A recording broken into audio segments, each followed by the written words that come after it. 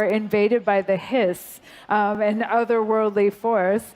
They kill the current director of the FBC, and Jesse is chosen to be the new director and has to get the house back under control. That's a rough first day. Yeah. Yeah, it's hard.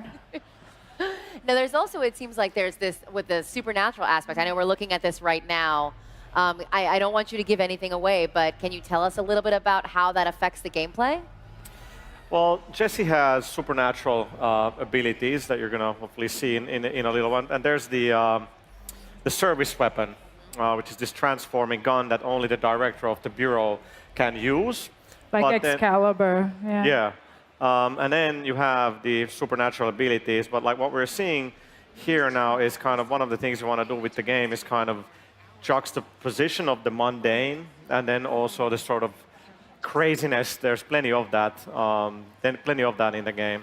So this clip is from the behind closed doors demo that we're showing here at E3. Just wanted to give people a sneak peek of it. I should maybe be quiet and let the images speak for themselves. Uh-huh. Yeah, this is normal.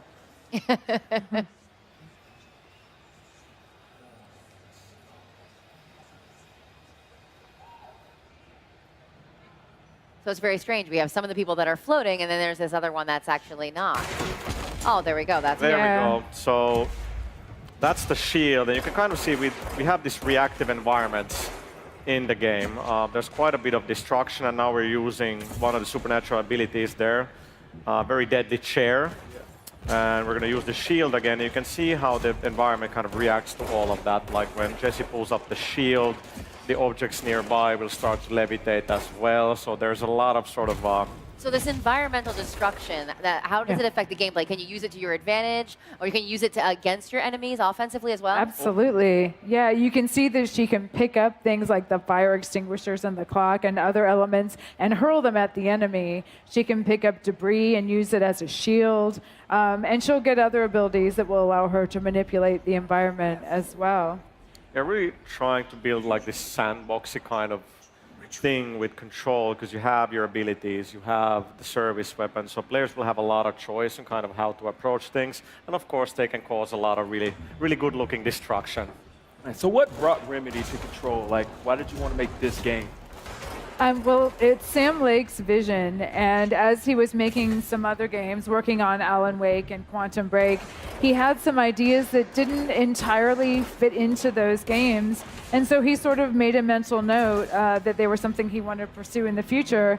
And so coming out of Quantum Break, he revisited those ideas and had the oldest house idea, this sort of world within a location, constantly transforming and branching, otherworldly place.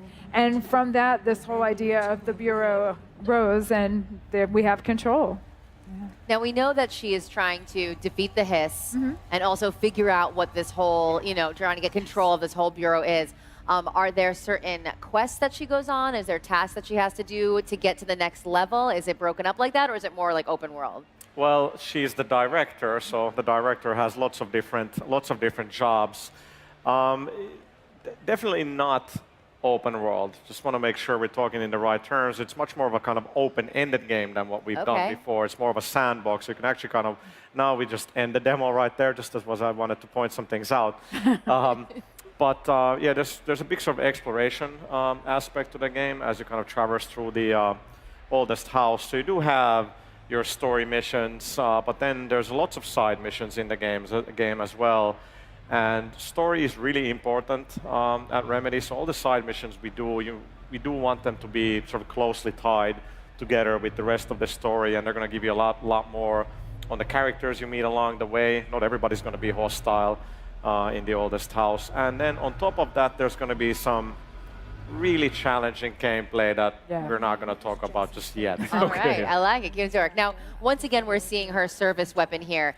Is this the iteration of it for the whole game, or are there ways to upgrade it as you meet potentially harder villains? Great question. So the service weapon, so it transforms. So there's going to be different forms. So it's always the same weapon, but as you progress through the game, you'll get different forms. So in the demo, we're using grip and shatter, which is kind of like a pistol, and then the other one is a little bit like the like a shotgun, just a lot cooler than your regular shotgun. But then there's going to be several other forms available as Jessie progresses through the game. Okay, so her weapon will upgrade and her other psychic powers will get upgraded as well as you play throughout Control. Absolutely. She can mod and upgrade both her abilities and her weapons. Yeah, so these guys that you see her fighting, these are actually Bureau agents that have been overtaken, possessed, and corrupted by the hiss. And some of them float up in the air, some of them, like this guy, attack her, and they take on different forms depending on how complete the corruption is. So she'll have a wide variety of enemies she'll have to defeat to regain control of the house. I love how calm she is. She's just strutting through there, just shooting him down. She's like, I got this. With this chair. Yeah. Well, as the game begins, I mean, she is kind of led to the oldest house, so maybe this has been her calling. Yeah, which she discovers. The missions that we're showing you, this is roughly halfway through the game. So she does have a certain level of confidence here that she did not have in the beginning when she first discovered these abilities. And a lot of the challenge of this game is her learning to master these powers that have just been granted to her and discovering their limitations and what they can do. Now, I know fans of Remedy games obviously remember Max Payne. Were there any lessons you guys learned from that game that now, along with all the new technology that's available, that you really applied to Control? Yeah, I mean, you learn from every game, right? And we've internally talked a lot about, especially with Mixu, who's the game director on Control, how kind of Max Payne 2 really had everything. It had a great story, great action, a lot of replay value, and we kind of really want to make sure that Control has those same things.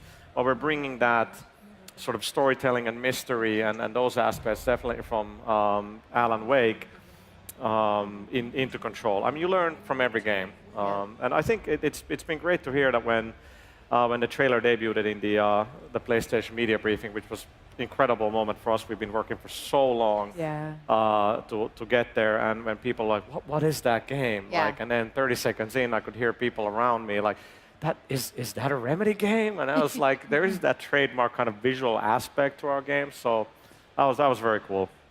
Yeah, I mean, it's not just learning from our past games, though.